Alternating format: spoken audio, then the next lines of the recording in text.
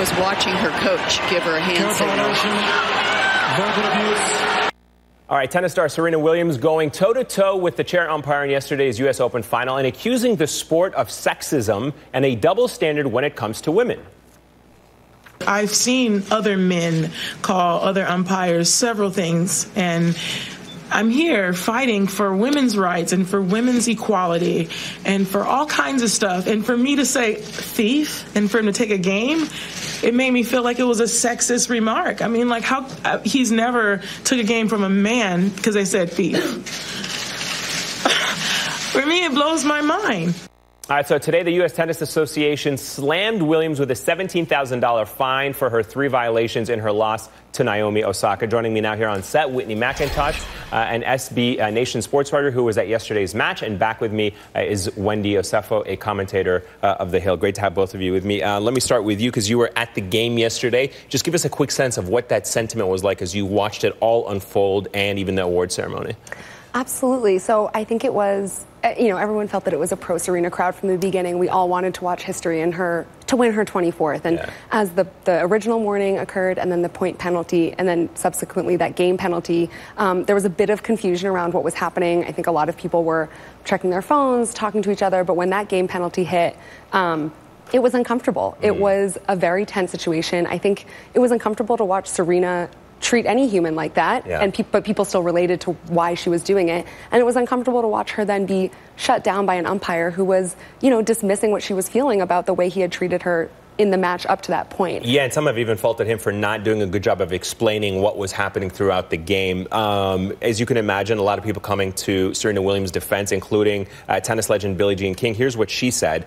Coaching on every point should be allowed in tennis. It isn't, and as a result, a player was penalized for the actions of her coach. This should not happen. When a woman is emotional, she's hysterical, and she's penalized for it. When a man does the same, he's outspoken, and there are no repercussions. Thank you, Serena Williams, for calling out this double standard. So, Wendy, was Serena Williams a victim of double standard here for her reaction? And should she not have been penalized for what she did?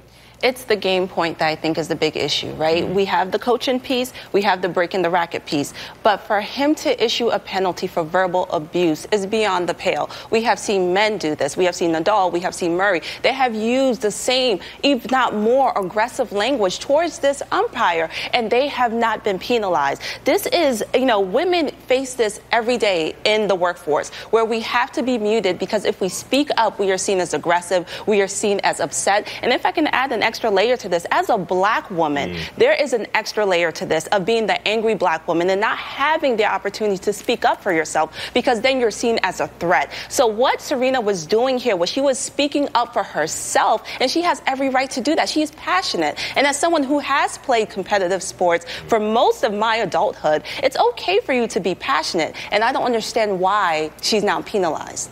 You brought up the umpire Carlos Ramos. He's actually been known to penalize players. He has that kind of reputation. In fact, we've done a little digging up of his recent history. Here are some of his calls. At Wimbledon this year, he gave Novak Djokovic a violation for throwing his racket. At last year's French Open, he gave Rafael Nadal and Andy Murray a time violation and handed Novak Djokovic a code violation for unsportsmanlike conduct. 2016 French Open, Ramos gave Nick Kyrgios a code violation for yelling at a towel boy and accused Venus Williams, Serena's sister, of also getting hand signals from her coach. So given this record, the point that I think a lot of people, when they saw that reaction, you were there, so I could be wrong. When you see Serena's quick statement that you're doing this because I'm a woman, is that fair? And I think that a lot of people are taking point with the way she jumped quickly to that conclusion, as opposed to saying, look, refereeing is a subjective part of the game. It's not being applied equally, but this ref is known to apply it for men and women. Absolutely. I think the context is important as far as Carlos Ramos as an umpire. Yeah. He's, a respected umpire in the game. He would not have been at this match if he was not. He's also an umpire who wants his court to be his court. He is a very by-the-letter guideline follower, and he enforces them very strictly, as you've just pointed out, with multiple male players. So I think the racket smash and the coaching were deserved. We can see, Patrick Mouratoglou admitted to coaching after the match. The racket smash was black and white.